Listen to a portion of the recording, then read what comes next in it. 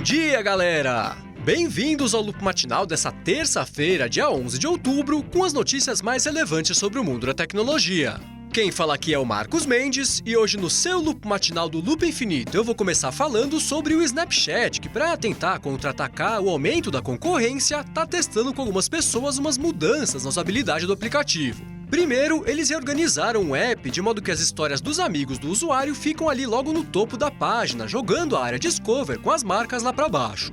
Em segundo lugar, eles também estrearam um recurso chamado Story Playlists, que é a única área do app onde vai dar para já emendar as histórias de vários amigos, um atrás do outro. Antes dava para fazer isso direto nas histórias do app, mas agora só as playlists das histórias vão ter essa espécie de fila de reprodução contínua. Num papo com o Recode, um representante do Snapchat disse que eles resolveram testar isso com um grupo pequeno de usuários de Android primeiro, mas que logo eles vão liberar essas novidades para todo mundo, tanto no Android quanto no iOS. E já que eu citei o Snapchat, olha essa. A Adonit, que faz canetas digitais, vai lançar hoje uma stylus para celulares chamada Snap, que é magnética, então ela gruda na carcaça do telefone, e vai ser vendida como a melhor solução para fazer rabiscos e ajustes em fotos para compartilhar em redes sociais. Num vídeo promocional, eles mostram a Snap sendo usada para rabiscar no Snapchat, para ajustar foto no Instagram também, e sendo usada como um disparador da câmera, o que até que é um recurso legal. A Adonit disse que a stylus Snap vai funcionar tanto no iOS quanto no Android e, de acordo com o The Verge, ela vai chegar custando $35. E falando em desenho, a Microsoft publicou uma prévia da atualização do Paint para o Windows 10 e mostrou que tem grandes planos para esse programa que é quase um mascote da história da computação pessoal. Nessa prévia, eles mostraram que além de receber uma reformulação completa, o Paint também vai dar suporte à criação e pintura de objetos em 3D, incluindo até um repositório comunitário de objetos tridimensionais para serem usados no programa. Eles mostraram num vídeo exemplificando a novidade que a interface vai ser bem fácil de mexer e que a edição de objetos 3D vai acontecer de uma forma bastante intuitiva, e se você quiser ver a coisa toda funcionando, é só pegar o link para o vídeo que está aqui na descrição. Ainda sobre prévias de coisas legais, ontem o Netflix divulgou um teaser da série 3%, que é a primeira produção brasileira original da plataforma. Vendo o teaser, que é curtinho, dá pra sacar que a série tem uma premissa que todo mundo já viu por aí, que é de um grupo de jovens disputando entre si pra ser escolhido pra alguma coisa. A série 3% vai contar com 8 episódios e vai estrear lá no Netflix no dia 25 de novembro. Ainda sobre teasers, ontem a Sony divulgou a primeira imagem do filme Emoji Movie e contou que a trama vai girar em torno de um emoji chamado Genie, que ao contrário dos outros emojis tem mais de uma expressão facial. Eles contaram ainda que quem vai fazer a voz do Genie é o TJ Miller, que também é conhecido como Alec Bachman, lá da série Silicon Valley, e o elenco também vai ser composto pela Ilana Glazer e pelo apresentador James Corden. Se você quiser ver a imagem, que é meio assustadora, ela mostra um emoji de mão com pernas, eu deixei ela aqui na descrição. Já se você quiser ver o filme, você vai ter que esperar até pelo menos o dia 11 de agosto do ano que vem, que é a data de estreia dele lá nos Estados Unidos. E agora o assunto é o Facebook, que lançou ontem oficialmente a rede social empresarial deles, que acabou sendo rebatizada como Workplace ao invés de Facebook at Work. Num comunicado anunciando a novidade, o Facebook disse que está bem feliz com o lançamento e contou que as empresas que tiveram acesso antecipado ao Workplace adotaram o app sem pensar duas vezes. Eles aproveitaram para anunciar algumas novidades na plataforma, como por exemplo a possibilidade de criar grupos envolvendo várias companhias que estejam colaborando para um mesmo projeto, e também confirmaram o preço para usar a ferramenta. Dependendo do número de usuários que as empresas tiverem, cada perfil vai custar entre $1 e $3 para ser feito, e se você quiser aprender mais sobre o Workplace, para ver se ele pode substituir o Slack no seu dia a dia, por exemplo, é só acessar o link que eu deixei aqui na descrição. Ainda sobre o Facebook, ontem a Justiça de Santa Catarina determinou o bloqueio da rede por 24 horas no país inteiro, depois que a companhia se recusou a deletar lá da rede um perfil que tirava sarro de um político e de repassar as informações do responsável pelo perfil. Por conta dessa determinação, o Facebook deu o braço a torcer e acabou deletando o perfil e repassando para a Justiça as informações do dono da conta, o que impediu que o site saísse do ar. Ontem o Google anunciou que vai mudar mais uma vez o nome do aplicativo Google Cast e vai passar a chamar ele de Google Home, que não por coincidência é o nome daquela caixa de som conectada que eles estão para lançar. Essa é a segunda mudança recente no nome desse app, que antes era o Chromecast, e mostra que o Google tá meio indeciso em relação aos nomes dos produtos e plataformas deles, mas tá tentando trabalhar para organizar a casa. Ainda sobre a empresa, ontem pintou a informação de que eles estão trabalhando numa redução grande do consumo de memória RAM para a versão 55 do navegador Chrome. Segundo o CNET, o Chrome 55 vai chegar com um novo sistema de interpretação de JavaScript, o que em testes iniciais reduziu pela metade o consumo de memória.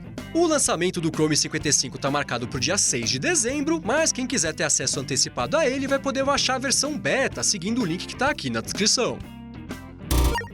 E agora o assunto é a Apple, que está começando a ver os primeiros processos coletivos por conta do problema do touchscreen dos iPhone 6. Esse problema, para quem não se lembra, acontece por conta do entortamento do iPhone 6, ele entorta bem na parte onde fica o chip que controla a tela, e a Apple não quer reconhecer isso como falha de projeto e também não quer arrumar os telefones afetados gratuitamente. Por causa disso, os primeiros processos coletivos contra a Apple começaram a aparecer lá nos Estados Unidos, e enquanto a empresa não se manifestou publicamente sobre isso, ela está pedindo lá nos tribunais para que os processos sejam unificados, assim todo mundo briga junto de uma vez só. E enquanto isso, lá na Inglaterra, os políticos foram proibidos de usar o Apple Watch durante reuniões de gabinete, por medo de espionagem. Essa regra aqui já valia para smartphones, agora vale também para o Apple Watch, e perguntado a respeito disso, o integrante do governo falou extraoficialmente que essa é só uma precaução contra os russos, que vem tentando hackear todo mundo. E falando em governos e a Apple, um jornal irlandês fez uma enquete para tentar descobrir se os cidadãos do país apoiam a decisão da União Europeia de fazer a Apple pagar 13 bilhões de euros como uma espécie de reajuste retroativo de impostos, e a maioria da galera disse que não. A enquete apontou que 47% dos leitores acham que a Apple e a Irlanda têm o direito de recorrer da decisão, já que o acerto é entre eles, não tem nada a ver com a União Europeia, e enquanto 39% disseram que acham que a multa é justa, 13% disseram que não sabem. E para quem está acompanhando a adoção do iOS 10, aliás, ontem saiu o terceiro beta do 10.1 para os desenvolvedores, então é capaz de sair o beta público hoje. Mas sobre o iOS 10, uma empresa de pesquisa apontou que o sistema já está rodando em mais de 2/3 dos aparelhos ativos e inclusive bateu o recorde de adoção no menor intervalo de tempo na história do iOS. E por último, sobre a Apple, a empresa se pronunciou sobre aquela polêmica do banimento do desenvolvedor do aplicativo Dash, que eu comentei aqui na semana passada. Ela disse que o desenvolvedor postou mais de 1.000 avaliações fraudulentas na App Store, entre reviews positivos para ele e negativos para a concorrência, e que durante um tempão ela avisou que era para ele parar com isso, mas ele não parou. Ela disse que apesar do que ele vem alegando, isso não é nenhum acidente nem nada assim, e que ela deu todas as chances para ele tomar jeito antes de tomar a decisão de banir o desenvolvedor e tirar o Dash das lojas dela. E enquanto isso, em meio a novos casos de incêndios de unidades teoricamente seguras do Note 7 lá nos Estados Unidos, na Coreia do Sul e em Taiwan, a Samsung finalmente anunciou que vai interromper a produção e distribuição dos aparelhos em caráter temporário, o que eu duvido, e pediu para as operadoras e para as lojas suspenderem as vendas no mundo todo e para os donos do Note 7 desligarem o telefone e não mexerem mais nele. Agora, antes mesmo disso tudo, todas as operadoras e algumas redes de varejo dos Estados Unidos já tinham anunciado que iam parar de vender o Note 7 por um prazo indeterminado, e enquanto isso, o The Verge publicou um e-mail que a Samsung está enviando para os clientes dela, que vem entrando em contato para tentar devolver o aparelho, e o e-mail é meio maluco. Ele é enorme, não faz o menor sentido, e eu deixei ele aqui na descrição, caso você queira ler. Ainda sobre a Samsung, deixa eu dar uma boa notícia para equilibrar um pouco o placar. A empresa anunciou uma parceria com o McDonald's aqui no Brasil para distribuir até o dia 30 de novembro 20.000 casquinhas para quem pagar o lanche usando o Samsung Pay. Eles disseram que cada consumidor vai ter direito a uma casquinha, e os detalhes da coisa toda eu deixei aqui na descrição do episódio e lá no loopmatinal.com. E por último, eu vou falar sobre um projeto de lei que está pingando lá no Congresso e que prevê mais uma vez a criação de um sistema de cadastro para usar a internet. Esse projeto, que dessa vez foi proposto pelo deputado/pastor Franklin do PP de Minas Gerais, quer proibir que crianças e adolescentes consigam acessar sites definidos como inadequados por disponibilizarem conteúdos com assuntos políticos ou sociais que eles lá decidam que são impróprios. Além disso, sites adultos e que contenham violência também podem ser censurados, o que poderia incluir o YouTube, o Facebook, por exemplo, ou qualquer portal de notícias. Para fazer esse filtro, na cabeça do pastor, todo mundo teria que preencher um cadastro com nome, CPF e tudo mais, e instalar um programa no computador que bloquearia o acesso aos sites que estão na blacklist lá do sistema. Agora, de acordo com a Folha de São Paulo, esse projeto imbecil quase foi aprovado na semana passada, mas alguns deputados fizeram um pedido de revisão, o que adiou a decisão. Por isso, vale a gente ficar de olho nessa história, porque esse é justamente o tipo de coisa cretina que é proposta e decidida por gente que não tem a menor ideia do que está fazendo e que acaba afetando a vida de todo mundo.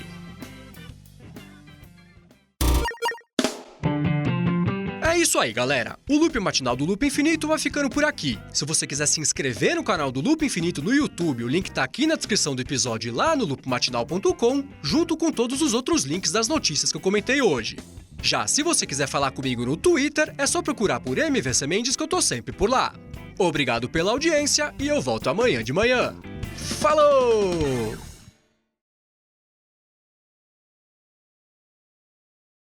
Num comunicado anunciando a plataforma, o Facebook disse que está bem feliz. E por último, eu vou falar sobre um projeto. E agora o assunto é a Apple, que está começando a ver os primeiros processos coletivos por conta do problema.